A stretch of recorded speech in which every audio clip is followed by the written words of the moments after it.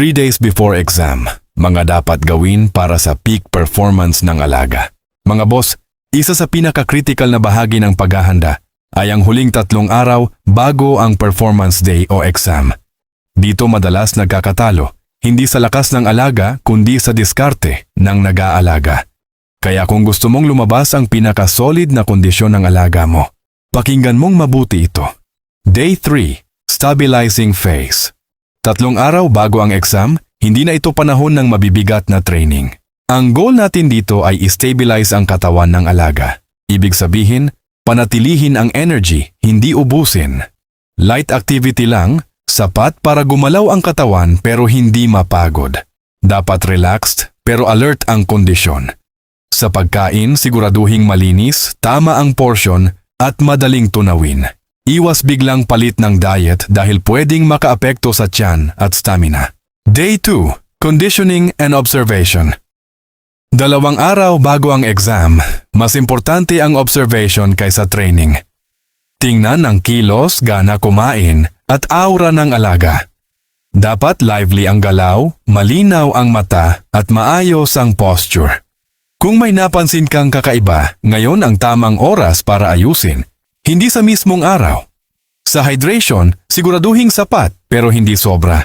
Tandaan, ang sobrang tubig o supplements ay pwedeng magdulot ng imbalance. Day 1, Preservation Day.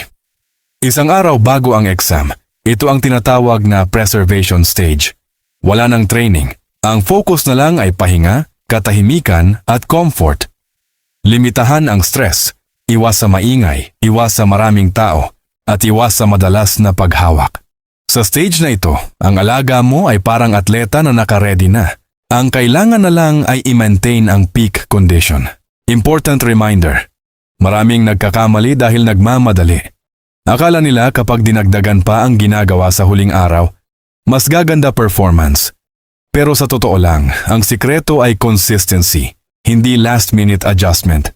Ang mahusay na handler, kalmado. Tandaan ninyo ito. Ang tunay na husay ng isang handler, hindi nasusukat sa dami ng ginagawa, kundi sa tamang kontrol sa huling sandali.